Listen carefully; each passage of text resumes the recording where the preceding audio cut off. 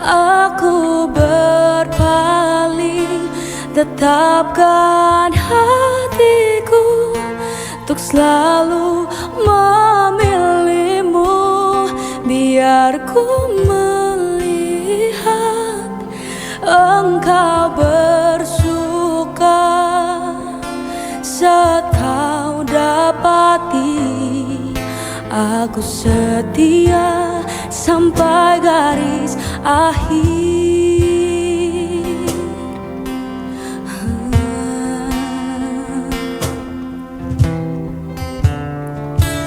Ku ada untuk menyembah,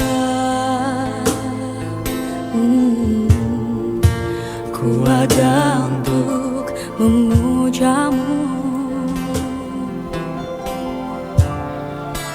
Ku dicipta untuk kagumimu.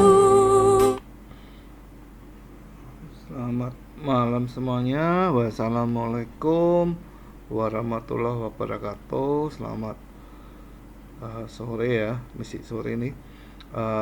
Mari kita mulai perkuliahan fintech ya, perkuliahan pertemuan ke-6, membahas tentang market comparison atau market aggregator ya. Sebentar, saya pakai PDF aja supaya nggak berat ya. Ini PPT-nya sahabat PDF. Definisi ya. Market comparison atau agregator adalah layanan keuangan digitech atau fintech ya, yang memungkinkan pengguna untuk membandingkan produk keuangan dari berbagai penyedia jasa keuangan ya. Nah, ini juga dapat berfungsi sebagai perencana finansial untuk membantu pengguna mendapatkan pilihan investasi yang sesuai dengan kebutuhan di masa depan ya. Kira-kira arahnya kemana ya ini ya, market aggregator atau comparison ya, dalam dunia sehari-hari atau contohnya itu kira-kira apa ya. Ini saya kasih contoh ya, sebentar. Saudara pernah beli tiket ya, baik pesawat ya maupun kereta api ya, atau beli mau pesan hotel ya. Nanti pada waktu saudara browsing ya, nanti misalnya paling bagus tuh Skyscanner ya. Skyscanner tuh di luar negeri ya, maka akan kelihatan misalnya perjalanan tiket pesawat dari Jakarta, saya mau ke Seoul ya, Korea Selatan ya. Nanti akan dari tanggal berapa berangkatnya, bisa 1 hari atau langsung kepulangannya ya. Nanti akan kelihatan bahwa tanggal tersebut Skyscanner akan mendapat atau menampilkan data berbagai maskapai ya, baik yang paling murah maupun yang paling mahal ya, baik first class, business class maupun economy class ya, kayak gitu ya. Untuk jelasnya ini saya pindah slide dulu ya, yang ini sebentar. Oke. Ya, kayak gini ya, ini lebih jelas ya. Tak pindahkan dulu ini. Oke ya, sudah berubah ya. Nah, sekarang kita belajar yang ini ya, yang tak besarkan dulu ya.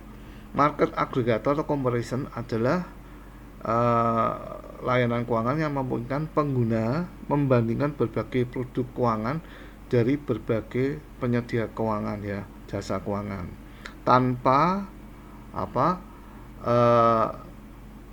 misalnya orang tersebut keluar dari rumah ya, tanpa dia datang ke agen bank atau agen BPR atau apapun ya.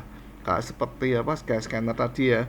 Skyscanner tadi kita enggak perlu telepon maskapai agennya, misalnya Garuda atau agen travel ya.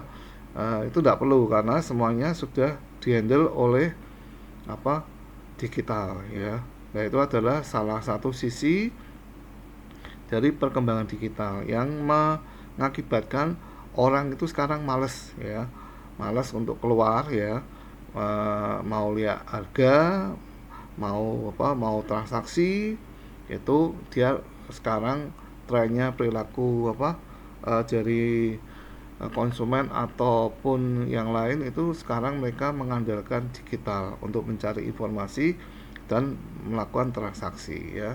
Berarti ini sebetulnya kayak startup ya, startup atau web jasa kayak Traveloka ya, kemudian kayak Tokopedia ya, kemudian kereta api ya.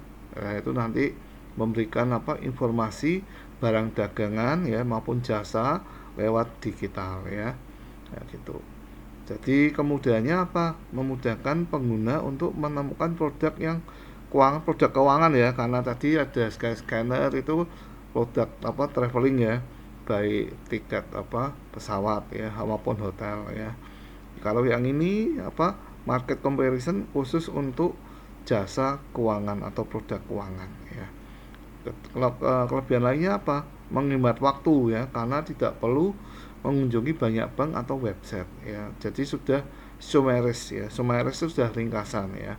Jadi misalnya BPR ya. BPR nanti di satu website tertentu nanti ada BPR A, B, C, D nanti diringkas dalam tabel. Nanti bunga depositnya berapa, kemudian bunga banknya tradisionalnya berapa ya.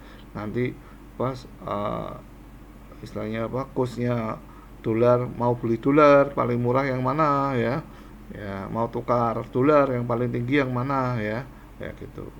Jadi sehari-hari contoh ya, Anda mau melakukan pinjaman rumah, maka Anda bisa menggunakan website seperti cekaja.com. Di sana Anda di website tersebut dapat melihat dan membandingkan tawaran pinjaman dari berbagai bank dalam satu tempat, sehingga Anda bisa memilih yang terbaik untuk Anda ya. Kalau urusan dengan bank ya, itu harus detail ya. Apalagi kalau kita melakukan pinjaman ya. Yang penting yang harus dilakukan adalah tanya dulu ya, bunganya itu flat atau tidak ya, per bulannya atau per tahunnya. Kalau tidak, nanti pas resesi, misalnya bunganya sebulan 1,5% atau 2%, berarti totalnya setahun kan 24%. Tiba-tiba ada krismon ya, persis tahun 98 itu. Bunga bank bunga tabung deposito yang dari 8% naik menjadi 60%. Ya, kalau bunga deposito naik, maka bunga pinjaman tersebut kalau tidak flat, maka bunga pinjaman itu juga akan mengikuti dari kenaikan deposito ya. Itu penting ya, kayak gitu. Jadi kalau saudara mau pinjam bank, yang harus diingat adalah tanya dulu sistem bunganya itu flat atau tidak ya, yang kedua. Terus yang kedua apa? Yang kedua itu dari pengalaman saya, kalau mau pinjam bank ya, itu sistemnya pembayarannya kalau mau dilunasi sistemnya gimana ya. Kadang kita mau misalnya ya, mau beli rumah dengan angsuran ya 20 tahun ya, tapi pas kita ada uang ya, di tahun ke-12 kita mau melunasi ya. Tiap bank itu berbeda-beda. Ada yang sistem bank A itu finansialnya tuh menerapkan di tahun pertama yang dibayar hanya biaya bunganya aja, pokoknya belum dibayar, sehingga waktu misalnya ada seseorang mau KPR 20 tahun, dia pas tahun ke-12 mau melunasi, ternyata sisa pinjamannya tuh mesti utuh. Karena kenapa? Yang hanya dibayar dari tahun pertama sampai tahun ke-12 itu hanya bunganya aja, pokoknya belum dibayar. Lah itu harus ditanyakan ya kalau mau melakukan pinjaman ya. Apalagi nanti kalau saudara ini kan misi kuliah, nanti kalau saya kerja, nanti mau beli rumah ya, itu juga finansial ya, penting ya, harus tanyakan dulu pinjamannya bunganya flat ya atau tidak, ya. Kemudian yang ketiga, ada asuransinya enggak, ya. Kalau misalnya sudah suami istri, ya, kalau bank itu tidak ada asuransinya, misalnya peminjam meninggal, maka jadi beban juga bagi pasangannya, ya. Nah, kalau kalau menurut saya urusan dengan bank itu lebih baik menabung aja, ya, jangan meminjam, karena sistem bank itu kalau kita menabung, nah, saudara punya uang, saudara akan dihargai sebagai raja, ya. Tapi begitu kita terlambat sedikit, ya, atau bahkan kena denda, maka kita akan dikejar-kejar dan akan jangan sampailah tercekik leher kita karena bunga bank, ya. Terus ada 3 ya berarti, ya, kalau saudara pinjam bank. Yang pertama, bunga banknya flat atau tidak. Yang kedua, sistem pembayarannya itu dengan sistem tetap, ya, misalnya jadi fixnya itu angsuran berapa, bunga berapa, ya, itu harus disepakati terlebih dahulu. Dan yang ketiga, apakah selama pinjaman itu ada insurans, ya, atau asuransi. Itu sangat penting, ya. Kemudian dengan cara ini Anda dapat membuat keputusan lebih baik tanpa harus repot, ya. Intinya gini, kayak market agregator adalah seperti mall online untuk produk keuangan, ya. Produk keuangan itu banyak, asuransi, ya. Kalau di bank itu Baka Insurance, ya, dari DBS, kemudian HSBC maupun BCA, mereka akan menawarkan produk asuransi, ya, baik asuransi jiwa maupun unit link, ya. Kemudian pinjaman atau lending atau kartu kredit dari banyak bank atau lembaga keuangan sekaligus, ya. Nah, saudara, saran saya, kalau saudara peningkatan pendapatan bertambah, jangan berubah gaya hidup, ya. Saya dulu pernah pendapatan saya naik 5 kali, ya, tapi gaya hidup saya berubah sehingga saya memakai kartu kredit. Padahal kartu kredit itu harus bisa mengetahui fungsi kartu kredit itu buat apa, bukan buat untuk konsumtif, tapi fungsi utama dari kartu kredit itu untuk membayar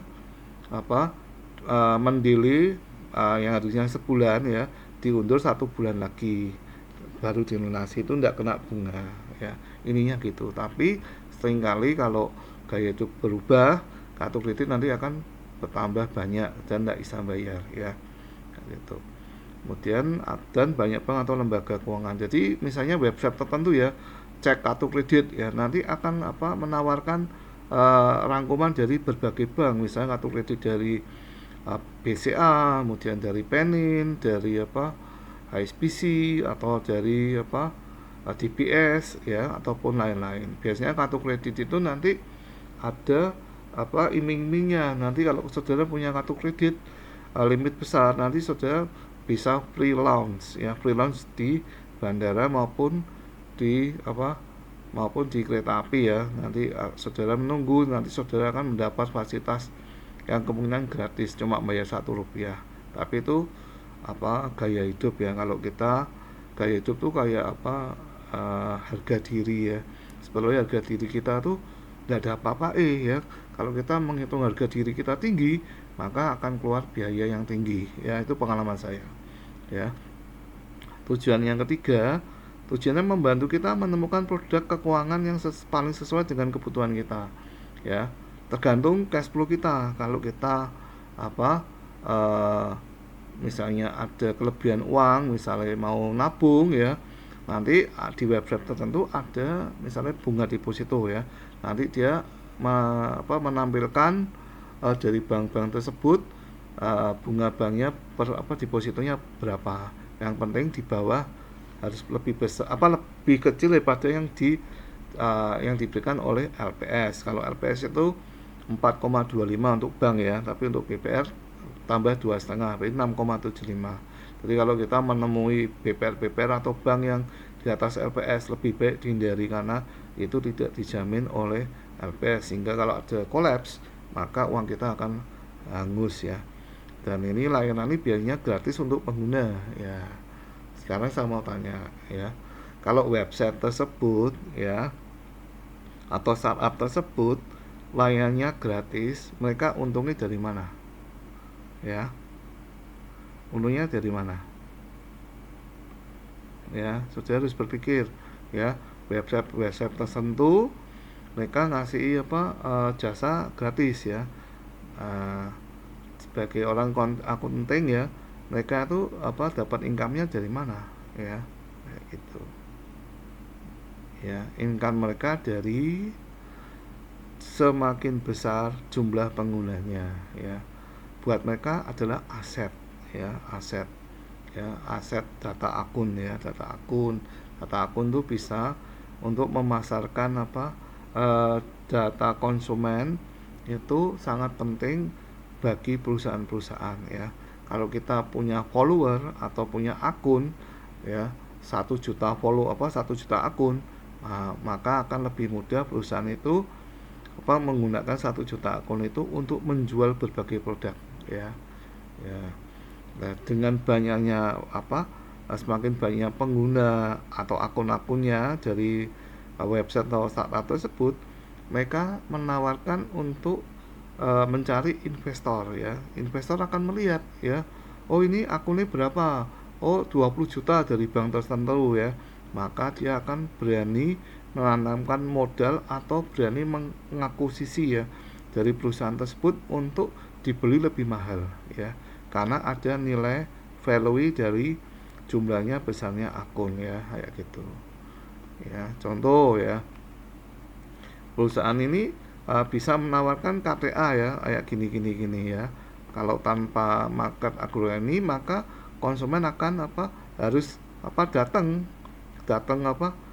ke tempat bank satu persatu ya, dan hitung ini dan ini, maka kena biaya ya. Tapi dengan market agregator atau market comparison, maka kita cukup klik saja website tertentu ya, kayak gitu ya.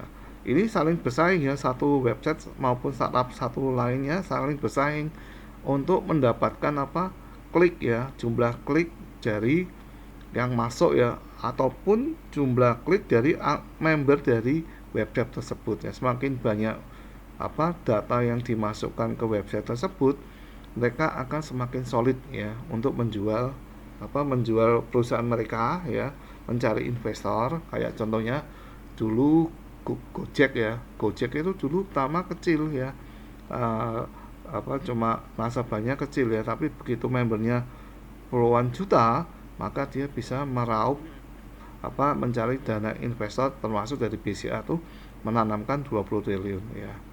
20 triliun sebagai pemilik, mereka akan nilai perusahaan mereka akan naik ya, nilai kekayaan pemilik akan naik ya, kayak gitu, karena dibeli atau ditawari investor yang lain yang mau membeli saham mereka ya, gitu. Itu tujuannya itu ya, jadi bisnis ya.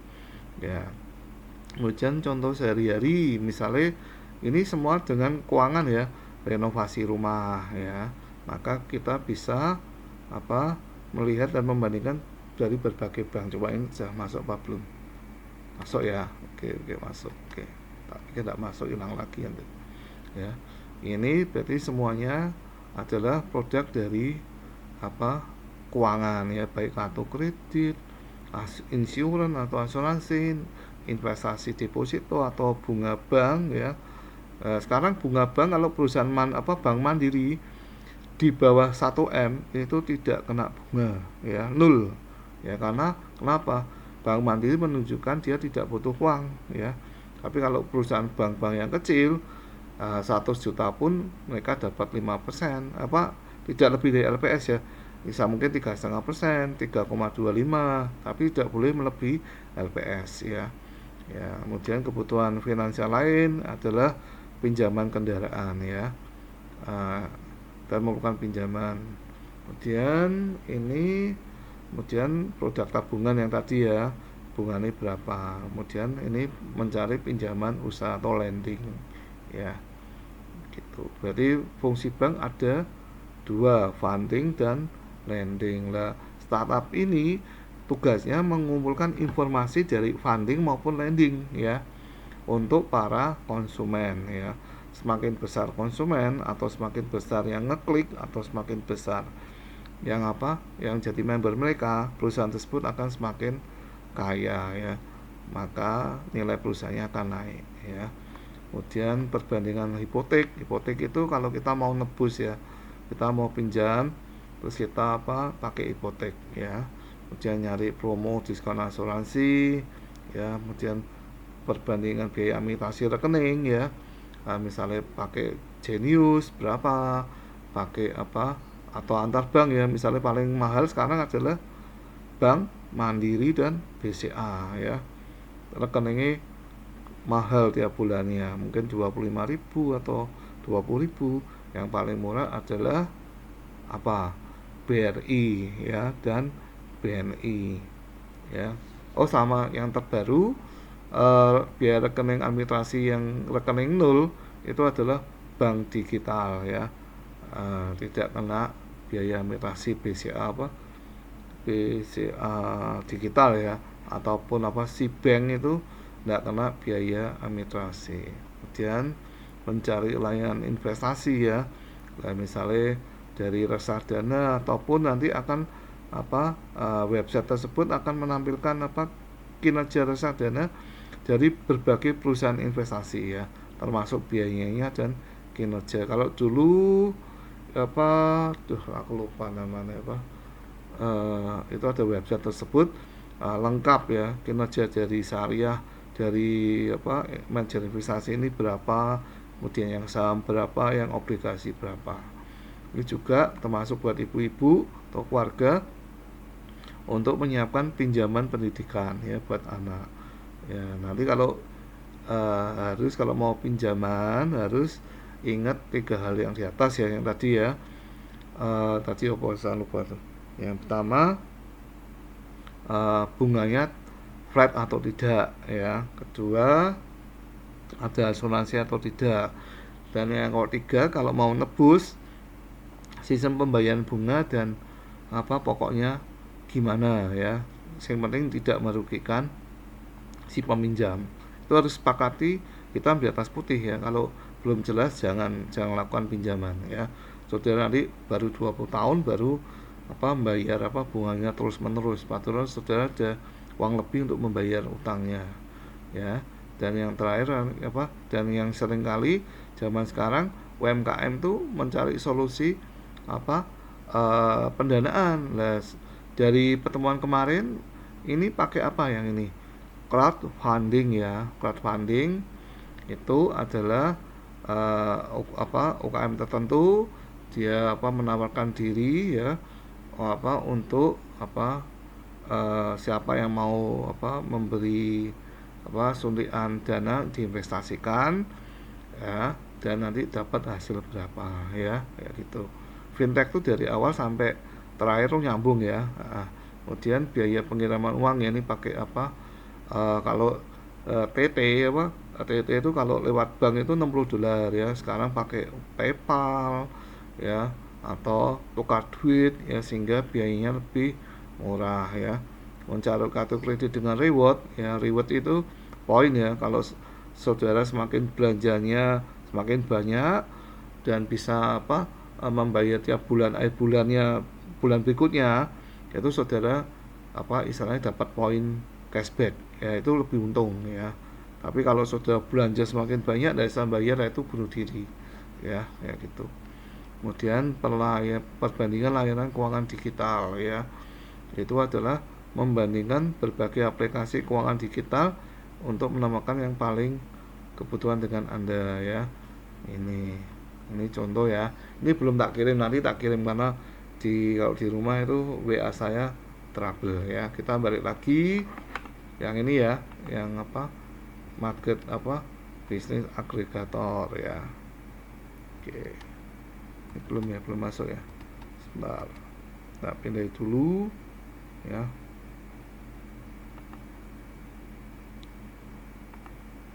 Ya enggak, bukan yang ini ding. Sebentar.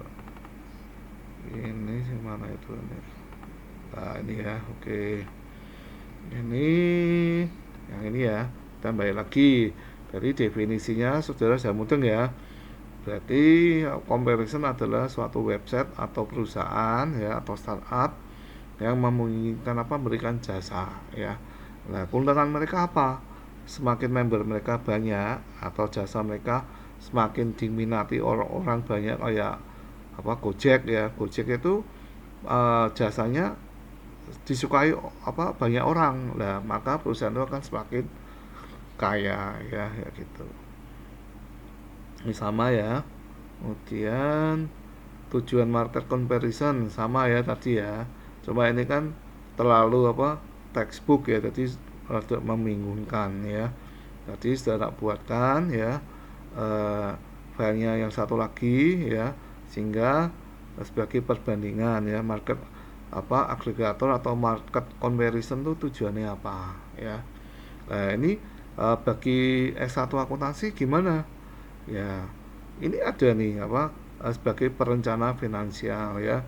Tapi biasanya saudara kalau lulusan S1 akuntansi harus bekerja di perusahaan jasa atau website atau startup yang menyediakan jasa comparison ya. Ya, saudara bisa masuk ya. Nah, ilmu yang dipakai adalah apa? Bunga berbunga ya, atau time money value ya, atau NPV, net present value, lebih berharga daripada future value ya gitu. Kemudian jenis-jenis market agregator ya, ini yang sudah terdaftar di OJK ya. Ini adalah 87 perusahaan fintech ya. Financial planner ya, ini juga financial planner itu nanti kalau S1 akuntansi, kalau di UGM itu nanti ada gelarnya sertifikat financial planner ya. Itu adalah sabir senduk ya. Dulu ada profesi ya, lulusan CFP sertifikat financial planner sabir senduk mengeluarkan buku ya, bosan menjadi karyawan ya. Itu adalah tugas dari financial planner, bagaimana ahli tersebut bisa memberikan solusi pada semua orang ya untuk mengatur kehidupan keuangannya masa depan ya. Planner itu ke depan ya, itu gimana ya.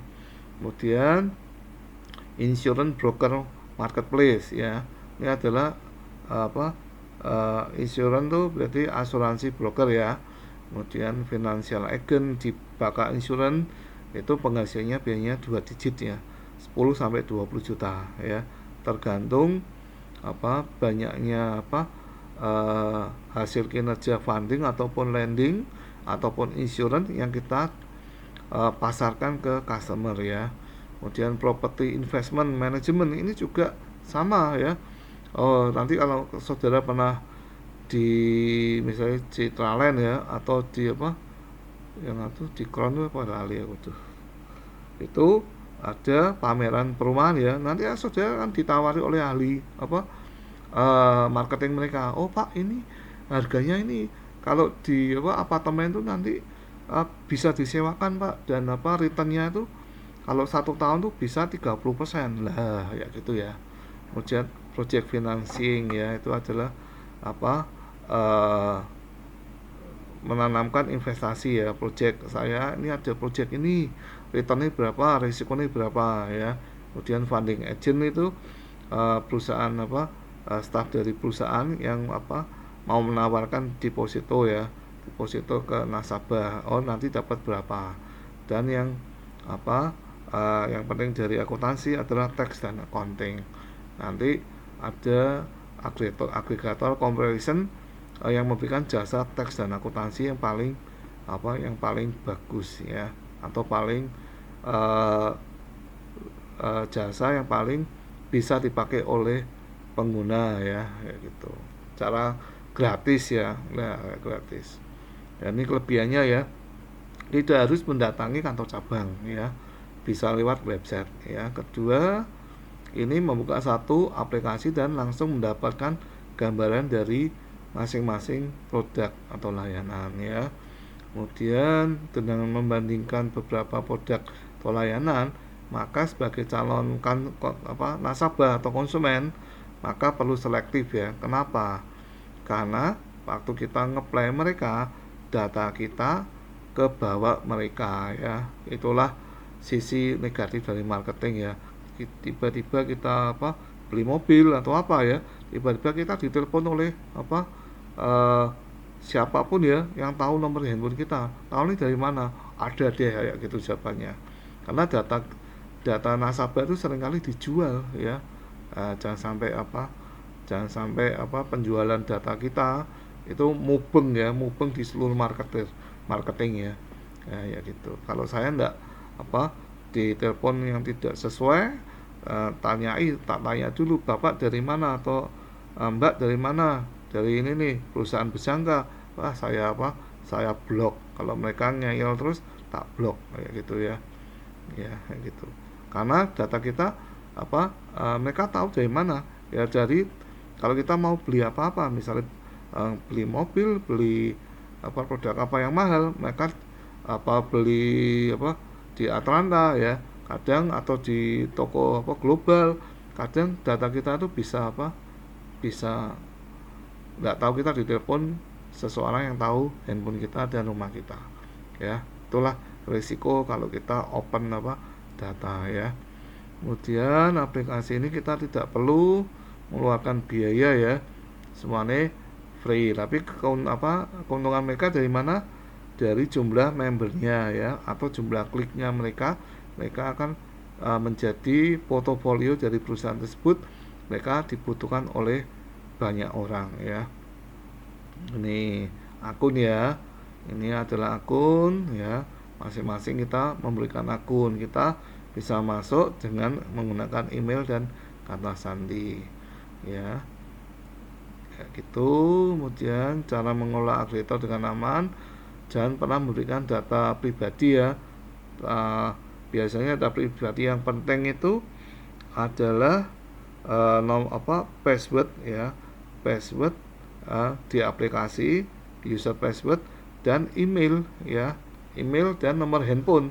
Nah kalau tiga-tiganya lepas dari kita ya, kita relakan uang kita hilang ya. Itulah kecenderungan dan kerugian dari digital. Tiga hal ya, aplikasinya, user dan password, kemudian email, dan satunya nomor handphone ya. Dah itu kalau tiga-tiganya sudah diketahui ya, maka kita lebih baik sebelum dibobol, uang kita ambil dulu dan ganti nomor dan ganti handphone ya gitu. Kemudian yang ketiga, perusahaan tersebut harus tercatat di OJK ya, otoritas ya, jasa keuangan, bahwa tersebut adalah resmi ya. Itu kemudian ini keamanan layanan ya, ini terlalu banyak ya. Perkembangan ini dulu KPR, KTA, kartu kredit sudah kita lewati, itu biasanya tahun 2010 ya.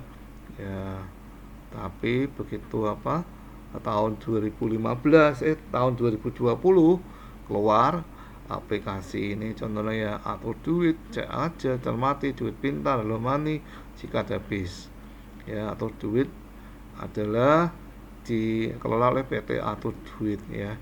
Membandingkan kartu kredit ya, ini lengkap nih. KTA itu tanpa jaminan ya, kalau kartu kredit juga tanpa agunan ya. Kredit multiguna, kredit KPR, kredit kendaraan bermotor, KKB, simpanan deposito, dan asuransi ya. Saudara nanti bisa masuk ke website tersebut ya, jangan tampilannya gini ya. Ini adalah dari bank ya, bank-bank ya, maka bank-bank itu dari website tersebut sudah merangkum ya suku bunga tertingginya berapa ya. Nah ini mereka dapat benefitnya kalau kita masuk dari member mereka, dan itu sebagai portofolio meningkatkan nilai perusahaan mereka. Kemudian cek aja sama ya, cek aja sama, saya belum pernah masuk ini karena saya juga berhati-hati tentang digital keuangan ya, karena kalau terlalu loss nanti uang kita bisa hilang ya. cek aja ini kartu kredit ya. Kalau tadi bunga ya, ini kartu kredit pinjaman ya. Kemudian cermati ini deposito ya. Jadi tiap website itu ada menunya sendiri-sendiri ya. Ada yang deposito, kartu kredit, kemudian pinjaman, kemudian tadi KPR ya. Nah, ya gitu, kemudian investasi ya. Nah, ya gini, duit pintar juga sama. Intinya mereka menjajakan produk jasa keuangan ya. Nah, ini seperti kayak Skyscanner, Traveloka itu membandingkan eh, jasa yang paling murah ya, paling benefit bagi nasabah atau konsumen ya. Halo Money ini Money Guru ya. Ini KTA dan kartu kredit ya. Ini kartu kreditnya bunganya 0% kalau saudara bisa bayar terus ya. Tapi kalau tidak bisa bayar kena 3,5% sampai 4,5% diterapkan sesuai kartu kredit. Dan itu berbunga harian ya.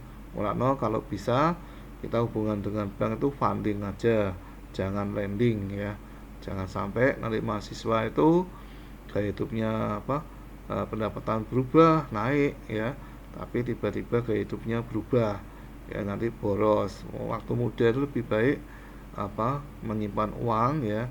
Nanti karena ketidakpastian ekonomi Indonesia, maka the cash itu adalah raja, king cash adalah raja, cash is the king ya.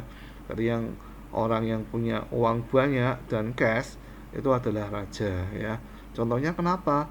Pada waktu krismon kalau saudara cashnya banyak ready, pada waktu pasar saham hancur, itu saatnya saudara beli ya. Dalam waktu 1 tahun 2 tahun bisa balik ribuan persen ya. Itu adalah istilahnya dari Warren Buffett ya. Warren Buffett itu orang terkaya kedua, sudah tua ya. Dia investment yang tidak pernah keluar dari rumah ya. Investasinya dari rumah tok, tapi kekayaannya yang investasi mereka ratusan triliun, termasuk orang terkaya di dunia itu Bill Gates tuh menanamkan triliunan ke Warren Buffett ya. Satu sahamnya Warren Buffett berapa? 10 M ya. Sehingga hanya orang kaya saja yang bisa beli sahamnya Warren Buffett ya. Wino ini contoh ya, kasus ya. Ini dia mau pinjaman KTA ya. Nah, tapi dia banding-bandingkan ya. Dia akan mubeng. Ya, mubeng kalau di Jakarta itu macet ya. Nah, terus dia ditawarkan oleh website tersebut. Ya gitu. Ini contohnya KTA ya, dari DBS. Dulu saya pernah pinjam, waktu saya gajinya naik tambah pinjam ya, itu salah ya. Pokoknya gajinya naik itu bisa saving, jangan pinjam ya, waktu muda saya ya. Kemudian Penin itu juga Permata juga pindiam juga ya, tapi untungnya sudah selesai semua lah ya, tidak ada rekod jelek dalam portofolio keuangan ya. Kemudian ini dari sini bisa nasabah tersebut bisa membandingkan satu sama lain ya. Kesimpulannya, nasabah atau konsumen harus cermat dan pandai. Yang penting kalau hubungan dengan bank jangan lending ya, jangan pinjam, lebih baik saving, dan saving. The cash is the king ya, karena cash itu adalah cadangan waktu kita mengalami kesulitan ya. Jadi kalau istilah orang tua kita harus berhati-hati menyimpan uang pada waktu situasi kita membutuhkan ya. Pada waktu kita membutuhkan, kita tidak punya, kita pinjem ya, tapi dengan asumsi kita bisa bayar enggak. Tapi kalau tidak bisa bayar, lebih baik kita mengurangi gaya hidup ya. Nah, perlu yang dijual ya, yang tidak perlu tidak dijual ya. Tapi kalau sudah tagihan kita banyak, maka sesuatu aset untuk mengurangi pinjaman tersebut ya dijual ya. Itu adalah kunci untuk menyelesaikan pinjaman, jual dan bayar cara ngangsur sampai tagihan kita tuh selesai ya. Itu sebentar, apakah ada pertanyaan? Sebentar. Kira-kira gitu ya fintech itu sebetulnya mata kuliah untuk S1 bisnis digital ya. Saya juga misi kuliah S1 bisnis digital ya. Maka saya juga dapat mata kuliah fintech ya. Itu fintech itu bukunya dari eh, menantunya Pak Agus ya. Itu bagus, lengkap sekali ya.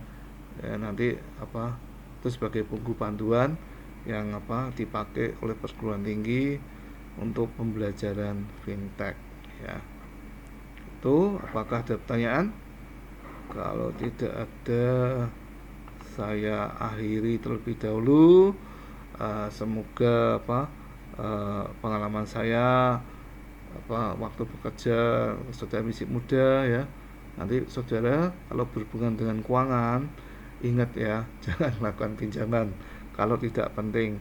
Lebih baik menabung dalam deposito di BPR yang sesuai LPS dan aman. Yaitu adalah hubungan dengan finansial teknologi yang teraman ya. Jangan tergiur oleh teman-teman atau apapun gaya hidup. Lebih baik kita masih muda, saudara lulus S1 ya, saudara bisa meneruskan profesi akuntansi ya, bisa kerja di sebagai kantor jasa akuntansi sendiri atau ikut CPA, tapi kan jadi ikut orang lagi ya. Lebih baik usaha buka kantor jasa akuntansi ya. Jadi saudara bisa kompilasi laporan keuangan, ngurusi perpajakan ya, maupun sebagai konsultan manajemen ya gitu. Kalau tidak ada, saya mohon diri. Insya Allah kita ketemu minggu depan, pertemuan ke-7 ya. Di pertemuan ke-7 nanti kita akan bahas yang pertemuan 7 dan nanti overview dari bahan UTS ya. Gitu. Saya pamit dulu. Wassalamualaikum warahmatullahi wabarakatuh.